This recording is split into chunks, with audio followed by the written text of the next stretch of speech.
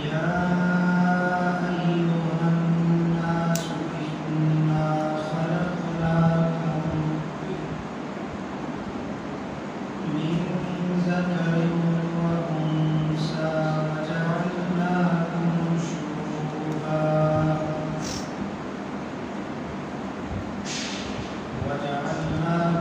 شعوبا وقبائل لتعارفوا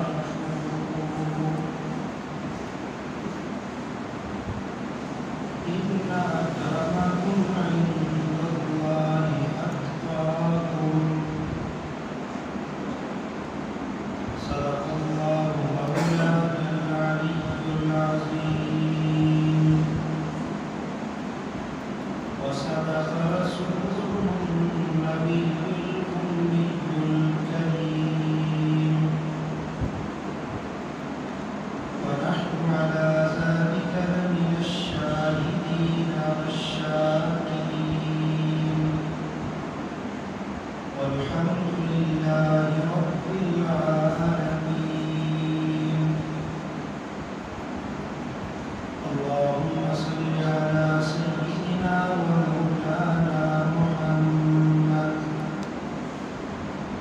وعلى آله وأصحابه وبارك وسلم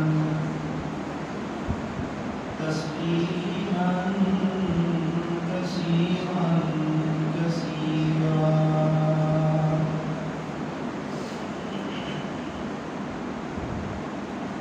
واجب الاحترام قابل قدر دوستوں بزرگوں عزیز بھائیوں، اللہ رب العزت نے یہ ساری کائنات انسان کی خدمت کے لیے بنائی ہے. انسان کے علاوہ باقی جتنی چیزیں ہیں وہ ذی روح ہوں یا غیر ذی روح ہوں، وہ سارے انسان کے خادم ہیں. اللہ رب العزت نے انسان کو اشرف المخلوقات بنایا اور اس کے لیے زندگی گزارنے کے قوانین اللہ رب العزت نے خود بنائے اور قرآن مجید میں ارشاد فرمائے. سب سے پہلے انسان جناب سیدنا حضرت آدم علیہ السلام کے اللہ نے انسانیت کا سلسلہ چلانے کے لیے حضرت آدم علیہ السلام کی پسلی سے جناب سیدہ حوا علیہ السلام کو پیدا فرمایا. پھر ان کی جو اولاد ہے اس میں اللہ رب العزت نے انسانی سلسلے کو بڑھانے کے لیے نکاح کا قانون جاری فرمایا. یا ایھا الناس انا خلقناکم من ذکر وانثی وجعلناکم شعوبا وقبائل لتعارفوا. اے انسانوں، ہم نے تمہیں مذکر اور مؤنث کے اضلاع سے پیدا کیا اور پھر تمہارا سلسلہ نسب چلا اور اس میں مختلف قبیلے، مختلف ممالک اور خاندان کا سلسلہ اللہ رب العزت نے بنایا.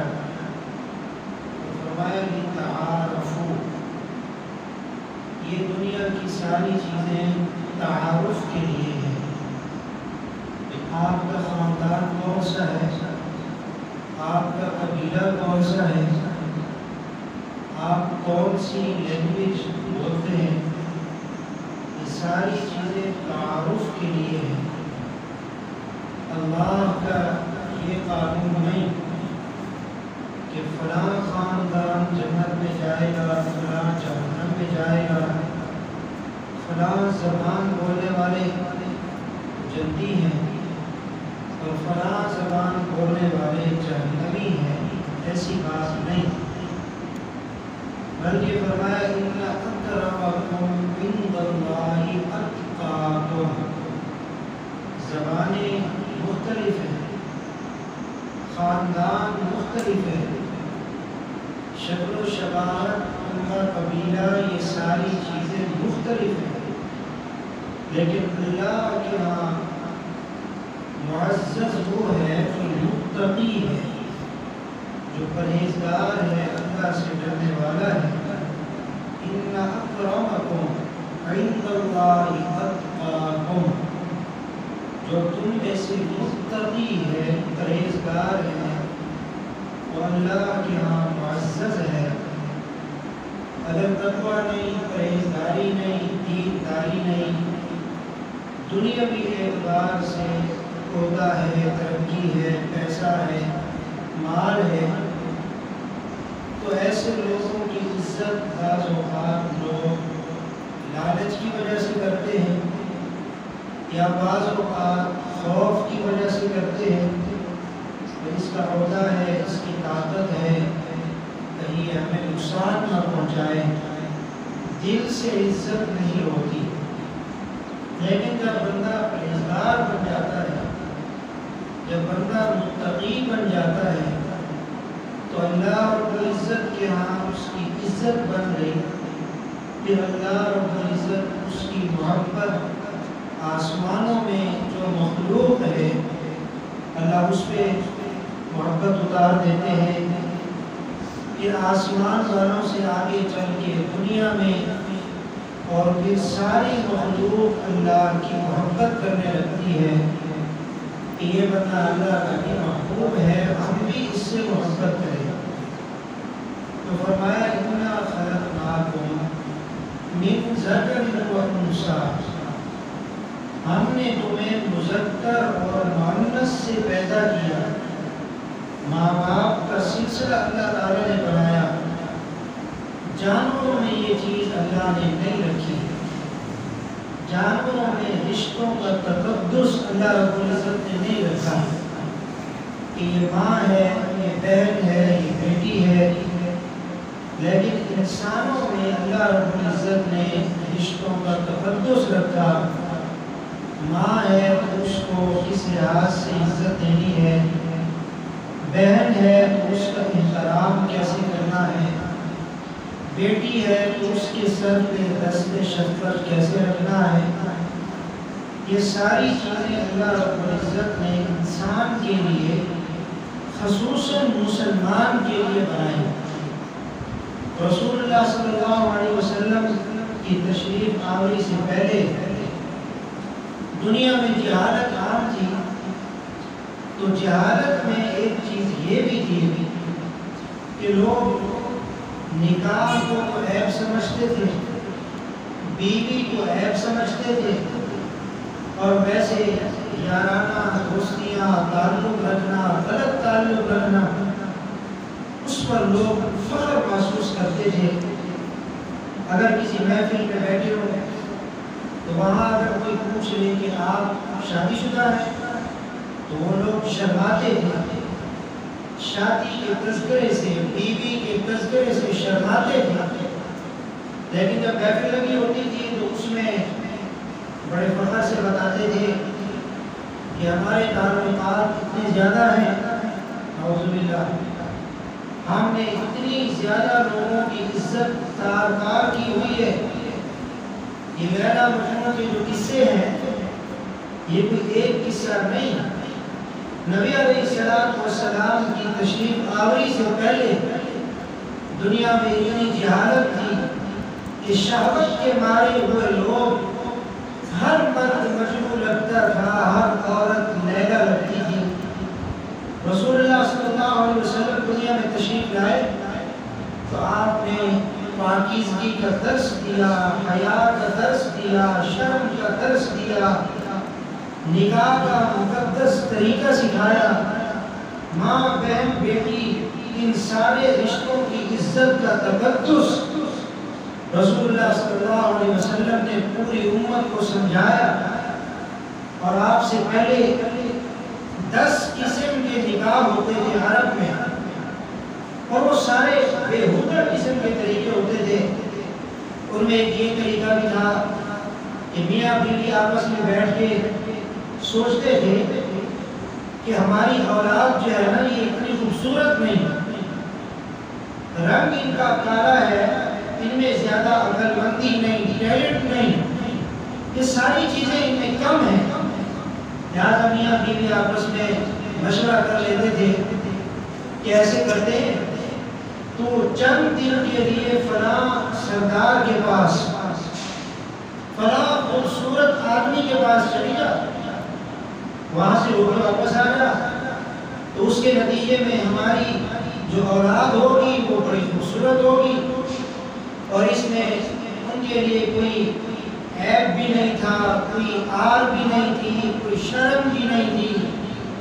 لیکن رسول اللہ صلی اللہ علیہ وسلم جو دنیا میں آئے تو آپ نے بتایا کہ یہ دیوسیت ہے، یہ غیرتی ہے۔ تو یہ ساری جہالت کی باتیں ہیں جو اللہ کے نبی سے پہلے دنیا میں عام تھی۔ پھر اللہ کے نبی دنیا میں تشریف لائے تو اللہ نے انسانوں کو دوبارہ پاکیزہ بنایا، انسانوں کو دوبارہ انسانیت سیکھنے کا موقع فراہم کیا، اور فرمایا هو الذی ارسل رسولہ بالہدی ودین الحق لیظہرہ علی الدین کلہ، اور ایک جگہ فرمایا لقد من اللہ علی المؤمنین اذ بعث فیہم رسولا من انفسهم يتلو عليهم آياته ويزكيهم ويعلمهم الكتاب والحكمة وإن كانوا من قبل لفي ضلال مبين۔ اللہ فرماتے ہیں میرے محبوب کی آمد سے پہلے ساری دنیا جہالت میں، گمراہی میں، تباہی میں، بربادی کی طرف جا رہی تھی، پھر میں نے احسان کیا تمہارے اوپر اور تمہیں اپنے آخری نبی محمد رسول اللہ صلی اللہ علیہ وسلم کی امت میں پیدا فرما دیا۔ جب تک نبی علیہ السلام دنیا میں رہے آپ کی وجہ سے برکات کا نزول ہوتا رہا، رحمتوں کا نزول ہوتا رہا، اللہ کی طرف سے خاص برکات اترتی رہی انسانیت پر۔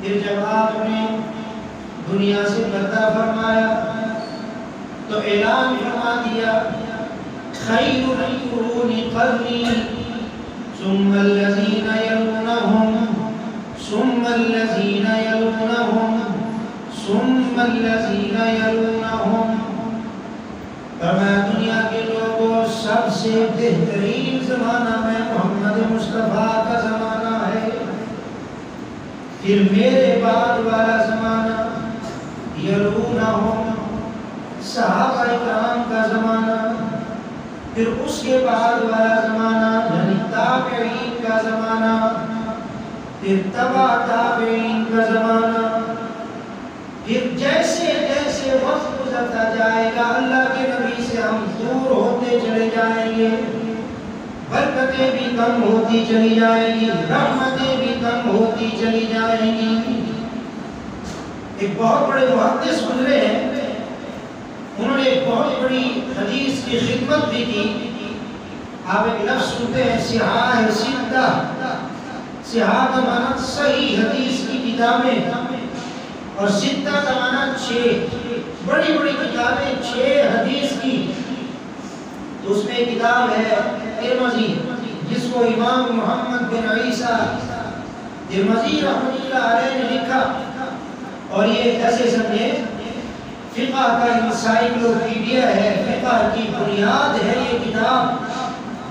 تمام فقہ جو دنیا میں موجود ہیں ان فقہا کے جو دلائل ہیں، اگر آپ کو حدیث کے ذخیرے میں تلاش کرنے ہوں تو آپ کو بڑی آسانی سے وہ امام ترمذی رحمۃ اللہ علیہ کی کتاب میں مل جائے گی۔ اللہ نے اتنی بڑی خدمت کی ان سے، اور نبی علیہ السلام نے حدیث کی خدمت کرنے والوں کے لیے دعا مانگی اللہ سے، فرمایا نصر اللہ عبدا سمع مقالتی فحفظها وقیاها، اللہ خوش خرم رکھے، اللہ تر و تازہ رکھے ایسے لوگوں کو جنہوں نے میں محمد مصطفیٰ صلی اللہ علیہ وسلم کی گفتگو کو سنا، فحافظها، پھر اس کو سینے میں محفوظ کیا، پھر اس کی ویسی بھی حفاظت فرمائی، لکھ کر حفاظت فرمائی، آگے شاگردوں کو پڑھا کر حفاظت فرمائی۔ تو ایک بڑا مقام ہے محدث کا جس نے حدیث کی خدمت کی ہو۔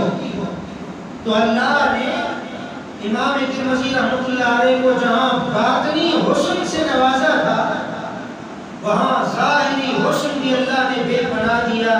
انسان سارے خوبصورت ہیں، اللہ کی بنائی ہوئی مخلوق ہے، اللہ کی ساری تخلیق حسین ہے، لیکن انسان ماشاءاللہ کہ اللہ نے اس میں درجے رکھے، بعض بہت زیادہ حسین، بعض گندم دور رنگ والے، اور بعض اللہ نے انتہا درجے کے کالے کلوٹے بھی پیدا کیے۔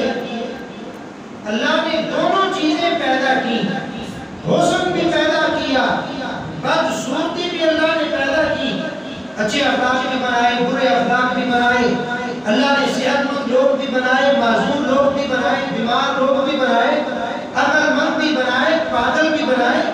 یہ ساری چیزیں اللہ نے اس لیے بنائی تاکہ تقابل ہو۔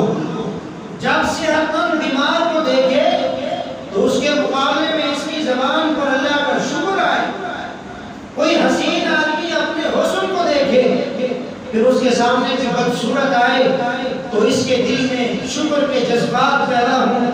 یا اللہ دیکھا وہ بھی تیری مخلوق ہے، اس کو اتنا کالی رنگت والا بنایا، اور تیرا کتنا فضل ہے کہ مجھے اتنا حسین بنایا۔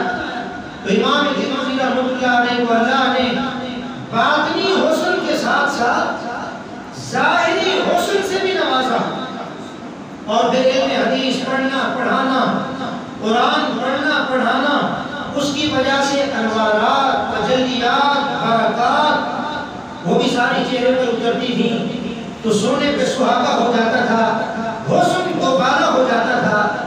ایک عورت دل میں بڑے برے جذبات رکھتی تھی، موقع ملے کبھی محمد بن عیسیٰ ترمذی کے پاس جاؤں، کبھی اس کو موقع دوں تاکہ وہ میری عزت، اپنی عزت خراب کر سکے، لیکن اسے موقع نہیں ملتا۔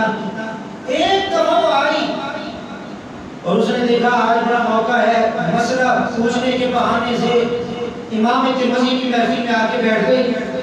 جب سارے لوگ چلے گئے، دیکھا امام صاحب الگ ہیں، تو اس نے باتوں ہی باتوں میں چہرے سے نقاب الٹ دیا تاکہ یہ میرا حسن دیکھ کر، جمال دیکھ کر فریفتہ ہو جائے، لیکن اللہ نے دستگیری فرمائی، اللہ نے حفاظت فرمائی۔ امام ترمذی رحمۃ اللہ علیہ نے جب دیکھا نا کہ اس کی نیت خراب لگ رہی ہے تو آپ اللہ کے خوف سے اتنا روئے، داڑھی مبارک تر ہو گئی، چہرہ مبارک آنسوؤں سے بھر گیا، رو رو کر یہ کیفیت ہو گئی کہ وہ عورت بھی رونے لگ گئی۔ اتنا اللہ کا ڈر، اتنا خوف۔ آج میں اور آپ بھی اپنے دل پہ ہاتھ رکھیں، میری آپ کی کیا کیفیت ہے؟ ہم کن حالات میں وقت گزار رہے ہیں؟ ہم بھی بڑے پاک دامن بنے پھرتے، ہم بھی زنا سے نفرت کرنے والے بظاہر نظر آتے ہیں، لیکن ہماری مثال کو اس کی طرح ہے نا جس نے کہا تھا انگور کھٹے ہیں، درخت بلند اتنا تھا کہ وہاں تک اس کا ہاتھ جا سکتا ہے،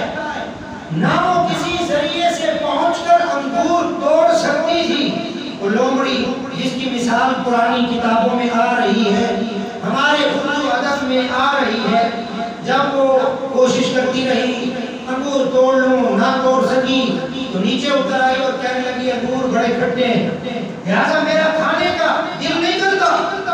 آج میری اور آپ کی پاک دامنی یہی ہے، انگور کھٹے والی، کہ ہمیں اللہ نے موقع ہی نہیں دیا۔ اللہ کی مہربانی ہو گئی، اس نے بچائے رکھا، گناہ کا موقع بنا ہی نہیں۔ اللہ نہ کرے اگر ہمارے ساتھ یہ واقعہ پیش آ جائے، ہم بڑے پاک دامن ہیں، 5 وقت کے نمازی بھی ہیں، ہم سال میں روزے بھی رکھتے ہیں، قرآن کی تلاوت بھی کرتے ہیں، لیکن اس کے باوجود اگر کوئی عورت سامنے آ جائے، ہم نہیں ہیں ہم تو 14 صدیوں بعد پیدا ہونے والے۔ میرے خیال میں کہ ہم کا لفظ میں بول رہا ہوں، اپنے آپ کو بھی شامل کر رہا ہوں، کوئی برا محسوس نہ کرے کہ مولوی صاحب خود بڑے پاک دامن ہیں اور ساری مثالیں ہمارے اوپر فٹ کرتے۔ ہمارا معاشرہ ہی کچھ ایسا ہے، ہم کا انتظار میں ہوتے ہیں کہیں موقع ملے اور فوراً برائی کر گزرے۔ لیکن امام ترمذی عورت نے چہرے سے نقاب ہٹا دیا، کہنے لگی ترمذی کافی عرصے سے انتظار میں تھی، تیرے ساتھ علیحدگی میں موقع مل جائے، لہذا میرا مقصد پورا کرو، اگر میں شور کر دوں گی، باہر جا کر آپ کو بدنام کرنے کی کوشش کروں گی، محلہ اکٹھا ہو جائے گا، علاقے والوں میں آپ منہ دکھانے کے قابل نہیں رہیں گے۔ قرآن کہتا ہے وَلِمَنْ خَافَ مَقَامَ رَبِّهِ جَنَّتَانِ، اللہ کا خوف جس دل میں آ جائے تو اللہ کرام فرماتے ہیں کہ حاجی کے لیے ایک جنت، نمازی کے لیے ایک جنت، روزہ دار کے لیے بھی ایک جنت، صدقہ خیرات کرنے والے کے لیے بھی ایک جنت۔ لیکن جب گناہ کا موقع سامنے آ جائے، اللہ کے خوف سے اگر کوئی مسلمان اپنے آپ کو گناہ سے بچا لے، قیامت والے دن سب کو میں اللہ ایک ایک جنت دوں گا، اپنے خوف سے، اللہ کے خوف سے رونے والے کو میں اللہ 2 جنتیں عطا کروں گا۔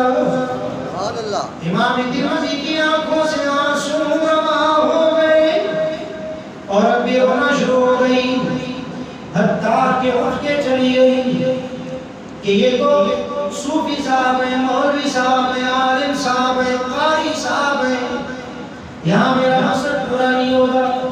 اٹھ کے چلی گئی۔ امام ترمذی رحمۃ اللہ علیہ نے اللہ کا شکر ادا کیا کہ تو نے مجھے اس گناہ سے محفوظ رکھا، برائی سے مجھے بچا لیا۔ کئی سال گزر گئے، اس واقعے کو امام ترمذی بھی بھول گئے کہ میرے ساتھ اس طرح کا کوئی واقعہ پیش آیا۔ وقت گزرتا رہا، حتیٰ کہ آپ کی عمر 60 سال کے قریب ہو گئی، بڑھاپا آ گیا، داڑھی سفید، سر کے بال بھی سفید ہو گئے، جسم بھی کمزور ہو گیا۔ امام ترمذی رحمۃ اللہ علیہ علیحدگی میں بیٹھے اچانک پرانی باتیں یاد آنا شروع ہو گئی، جیسے کبھی کبھی ہمارے ساتھ بھی ایسے ہوتا ہے، بچپن یاد آ گیا، سکول یاد آ گیا، مدرسہ یاد آ گیا، بچپن کی گلیاں، محلے اور بچوں سے کھیلنا جیسے یاد آ جاتا ہے۔ امام ترمذی رحمۃ اللہ علیہ کو بھی بہت پرانی بات یاد آ گئی کہ ایک وقت عورت میرے پاس آئی تھی اور اس نے مجھے گناہ کی دعوت دی تھی، لیکن اللہ نے اپنے فضل و کرم سے مجھے گناہ سے بچا لیا تھا۔ پھر امام ترمذی کے دل میں یہ خیال آیا، ترمذی اس وقت تو نوجوان تھا، تیری داڑھی بھی بالکل سیاہ تھی، اگر تو اس وقت گناہ کر لیتا، دیکھا نا اتنی لمبی عمر ہے، بعد میں توبہ کر لیتا۔ انسان ہے، دل میں خیال آ گیا۔ ہمارے دل میں ایسے سینکڑوں خیالات روزانہ جنم لیتے ہیں،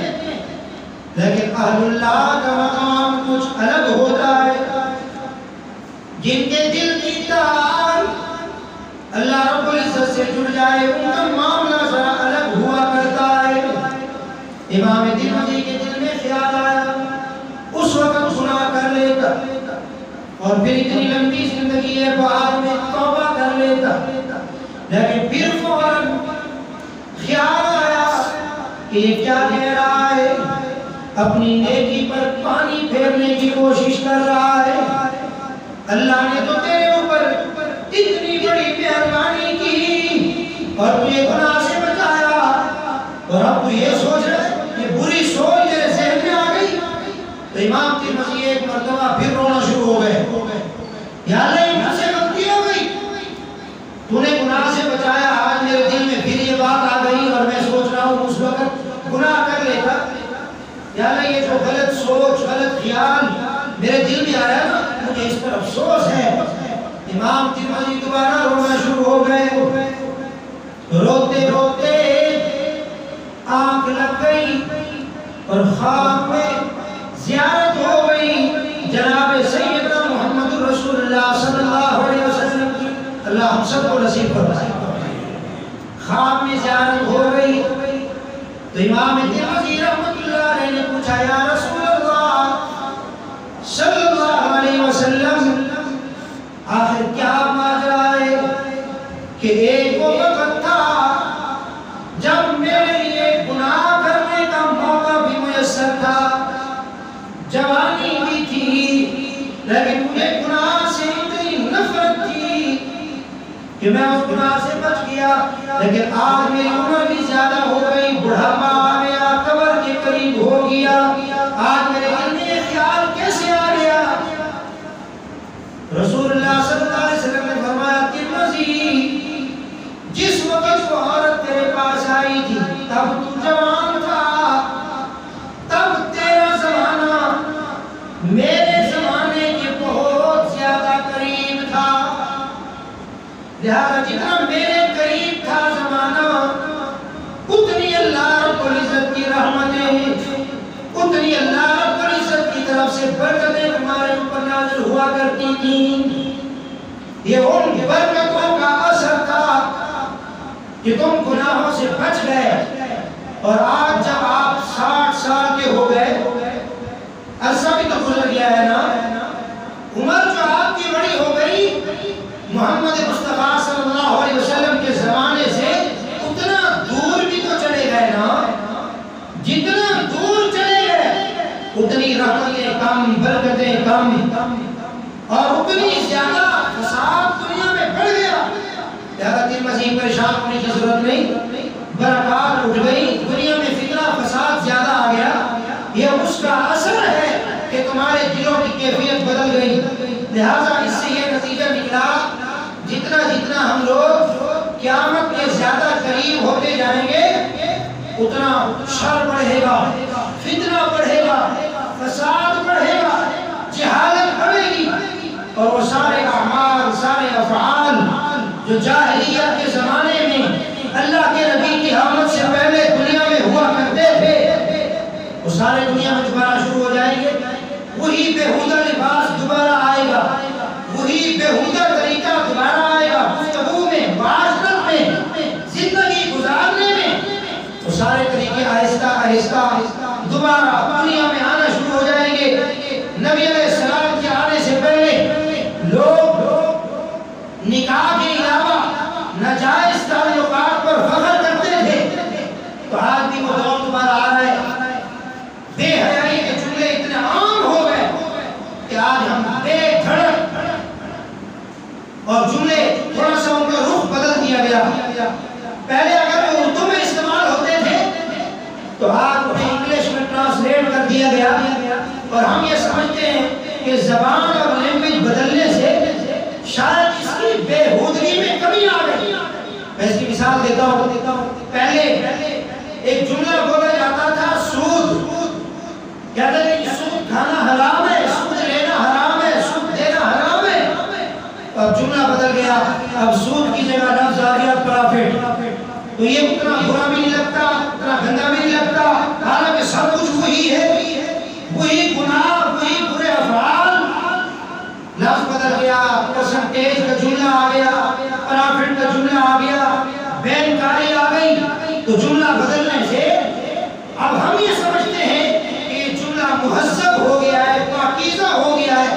لہذا اگر کوئی بینک کا ایجنٹ آپ کے پاس آئے وہ آپ کو ڈائریکٹلی یوں نہیں کہے گا ہمارا بینک آپ کو اتنے سود پر، اتنے ماہانہ سالانہ اتنے سود پر آپ کو قرضہ دے رہا ہے، بلکہ وہ یوں کہے گا ہمارا بینک مختلف سکیمیں لایا ہے، اس سکیم میں ایک سکیم یہ بھی ہے آپ قرضہ لیں بس تھوڑا سا پرافٹ سالانہ 2%، 3%، بس وہ آپ سے لیا جائے گا، اس سے زیادہ نہیں لیا جائے گا. اگر ڈائریکٹ وہ آپ کو کہہ دے سود، تو کم از کم جو کلمہ پڑھنے والا مسلمان ہے اس کو ایک دفعہ تو غصہ آئے گا، ظالم تمہیں حرام کنارے آ گیا. اس طرح ہمارے پرانے دور میں اگر کوئی مرد، کوئی نوجوان کسی نوجوان عورت کو جو بازار میں گلی سے گزر رہی ہے، اسکول میں تعلیمی ادارے میں پڑھ رہی ہے، کسی نوجوان کی جرأت تھی اس لڑکی کو روک لے اور اسے کہے محترمہ میں آپ سے محبت کرتا ہوں. اگر آج بھی کوئی ایسے کہے تو لوگ کہیں گے بڑا بےہودہ ہے، بڑا بیوقوف ہے، بڑا جاہل ہے، بڑا بے حیا ہے، اسے شرم نہیں آتی. لیکن اس جملے کو بڑی نرمی سے، بڑی محبت سے ٹرانسلیٹ کر کے میں محبت کرتا ہوں تو آئی لو یو میں بدل دیا گیا. اب بچے کو یہاں لکھ رہا ہے، کوئی کاپی کی پوشی پہ لکھ رہا ہے، کوئی یہاں کھدائی کروا رہا ہے، کوئی دیواروں پہ لکھ رہا ہے، اور ہم یہ سمجھتے ہیں جملہ ٹرانسلیٹ ہو گیا تو اس کی بےہودگی بدل گئی. لہذا دور جدید کے فتنوں میں ایک فتنہ آج کل یہ میں آ گیا، آپ کی گرل فرینڈ کتنی ہے، آپ کی گرل فرینڈ ہے، آپ کا کوئی بوائے فرینڈ ہے، جملہ بدل دیا گیا. پرانے زمانے میں یہ جملہ رنڈیوں کے لیے بولا جاتا تھا. ہاں صاحب آپ کاروباری ہیں، آپ کے رنڈیوں سے بھی تعلق ہے، آپ وہاں بھی جایا کرتے ہیں. رنڈی کا لفظ اسے بڑے پیارے انداز میں ٹرانسلیٹ کیا گیا اور بدل کے کیا نام رکھا گیا، یہ ہمارا زندگی کا پارٹنر ہے، زندگی گزارنے کے لیے ہم پارٹنرشپ کر رہے ہیں. یا اس کے لیے جملہ بدل دیا گیا گرل فرینڈ، بوائے فرینڈ، اور پھر آہستہ آہستہ آہستہ مسلمان معاشرے میں اسے عام کیا گیا. آج جتنا نفرت ہمیں رنڈی کے جملے سے، بازاری عورت کے جملے سے ہے، شاید آج کا پڑھا لکھا نوجوان گرل فرینڈ سے، بوائے فرینڈ سے اتنی زیادہ نفرت نہیں کرتا. آپ کیا سمجھتے ہیں ٹرانسلیشن سے جملے کی بےہودگی بدل گئی؟ یہ جملوں کے ہیر پھیر سے آپ اپنے نفس کو دھوکہ دے سکتے ہیں، اللہ رب العزت کی ذات کو دھوکہ نہیں دے سکتے. لہذا آج بڑے میٹھے میٹھے انداز میں یہودیوں کی نرسری میں ایسی ہماری مستقبل کی لیڈرشپ تیار ہو رہی ہے. وہ کبھی کبھی اپنا گند اندر والا باہر لاتے ہیں، کبھی کہتے ہیں نکاح یہ ہمارے لیے تہمت کی بات ہے، کبھی کہتے ہیں ہمیں سمجھ نہیں آتی کہ لوگ نکاح کیوں کرتے ہیں، کبھی کہتے ہیں مسلمانوں کے پیغمبر نے 11 نکاح کیوں کیے. انہیں نائٹ کلب سمجھ میں آتے ہیں، انہیں زنا کے اڈے سمجھ میں آتے ہیں، انہیں ہزاروں خواتین کی عصمت گری سمجھ میں آتی ہے. لیکن ایک پاکیزہ طریقہ، ایک میٹھا طریقہ، ایک صاف ستھرا طریقہ اللہ کے نبی نے، محمد رسول اللہ صلی اللہ علیہ وسلم نے امت کو دیا، اسے ان کو نفرت ہے. اللہ ہم سب کو سمجھ نصیب فرمائے. اللہ ہماری آنے والے نسلوں کی عزت کی، ناموس کی، غیرت کی اللہ رب العزت حفاظت فرمائے. رسول اللہ صلی اللہ علیہ وسلم نے اپنی زندگی میں 11 نکاح فرمایا. اس میں بڑی حکمتیں تھیں. ایک مستقل ایک عنوان ہے کہ شریعت نے عام مسلمان کو 4 نکاح کرنے کی اجازت دی اور محمد مصطفیٰ صلی اللہ علیہ وسلم کو اللہ نے 11 نکاح کرنے کی اجازت دی. آخر اس میں حکمتیں کیا ہیں؟ ایک مستقل عنوان ہے. ان حکمتوں میں ایک حکمت یہ بھی تھی کہ اللہ کے نبی کی زندگی کے 2 حصے ہیں. ایک حصہ آپ کی باہر والی زندگی، کبھی آپ مسجد نبوی میں، کبھی آپ سفر میں، کبھی آپ جہاد میں، کبھی آپ بدر میں، کبھی آپ احد میں، کبھی آپ بازار میں، کبھی آپ تاجر کی شکل میں نظر آ رہے ہیں. شکل میں نظر آ رہے ہیں. یہ نبی علیہ السلام کی وہ زندگی ہے جو سارے صحابہ اکرام کے سامنے تھی. صحابہ کھلی آنکھوں سے دیکھتے تھے, یاد کرتے تھے, اپناتے تھے, امت تک پہنچا کر گئے. اور نبی علیہ السلام کی زندگی کا ایک حصہ ہے گھر والی زندگی, چار دیواری والی زندگی. گھر میں انسان وقت گزارتا ہے, بیوی کے ساتھ سلوک کیا رکھنا ہے, بچوں کے ساتھ سلوک کیا رکھنا ہے, بیٹیوں کے ساتھ رویہ کیسا رکھنا ہے, ماں باپ کے ساتھ حسن سلوک بیوی کی موجودگی میں کیسے کرنا ہے. یہ ایک الگ زندگی ہے, الگ نظام ہے. نبی علیہ السلام کی آدھی زندگی گھر والی, آدھی زندگی باہر والی زندگی صحابہ نے محفوظ کی. گھر والی زندگی امہات المومنین نے محفوظ کی. اللہ نے اجازت دی میرے محبوب 11 نکاح کریں, اس لیے کہ آپ کی گھر والیاں امت کی صرف مائیں نہیں, امت کی استانیاں بھی ہیں. جیسے ایک ماں اپنے بچوں کی تربیت کرتی ہے, اپنے بچوں کو کھانا پینا, اٹھنا بیٹھنا, سونا جاگنا ایک ماں سکھاتی ہے. میرا نبی تیری گھر والیاں امت کی مائیں ہیں, یہ مائیں بن کر اپنی امت کو سکھائیں گی نبی کا طریقہ, گھر میں رہنے کا طریقہ. لہذا جتنی زیادہ مائیں ہوگی, جتنی زیادہ استانیاں ہوگی, اتنی زیادہ امت کو فائدہ ہوگا. نبی علیہ السلام نے اس لیے 11 نکاح فرمائے, اور بھی اس کے اندر بڑے فوائد ہیں.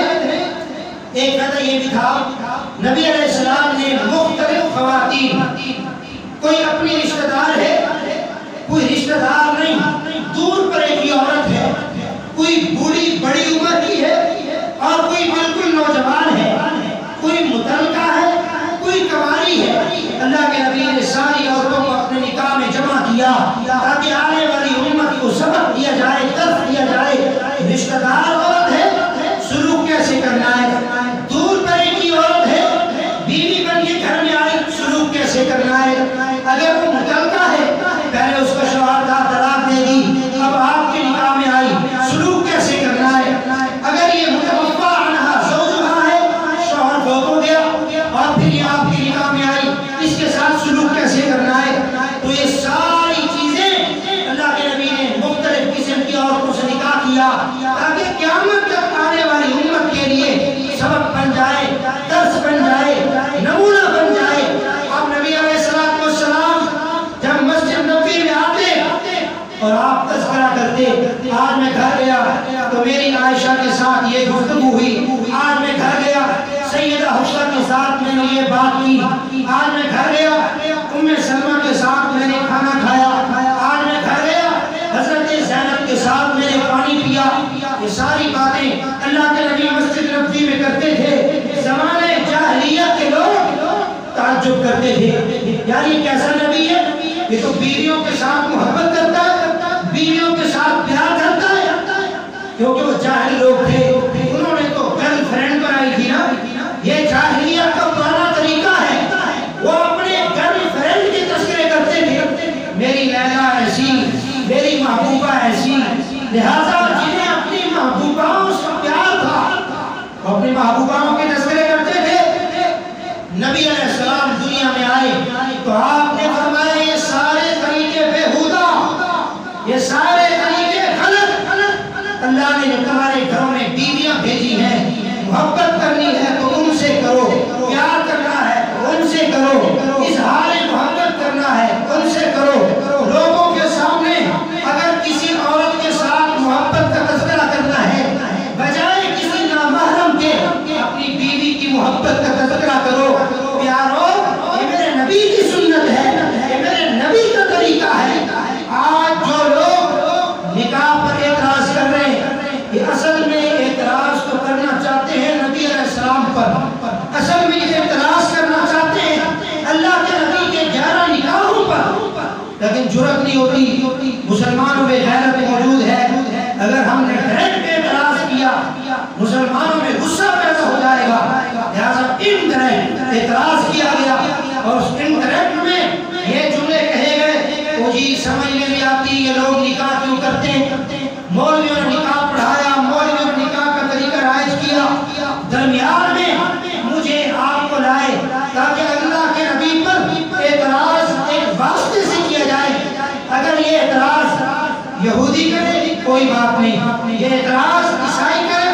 بات نہیں، لیکن افسوس اس وقت ہوتا ہے جب یہ اعتراض ایک ایسی عورت کرتی ہے جو یہ دعویٰ بھی کرتی ہے کہ میں مسلمان ہوں، میں کلمہ پڑھنے والی ہوں اور میرا تعلق ایک اسلامی ملک سے ہے۔ اگر مسلمان ہو تو پھر مسلمان بن جاؤ، اگر یہ اعتراض کرنے ہیں تو کھل کر سامنے آؤ اور ساری دنیا کو بتا دو میں مسلمان نہیں، میرا اسلام سے تعلق نہیں، جن کی نرسری میں پڑھ رہی ہوں میرا مذہب بھی وہی، عقیدہ بھی وہی۔ اللہ ہم سب کو دینی غیرت، دینی حمیت نصیب فرمائے۔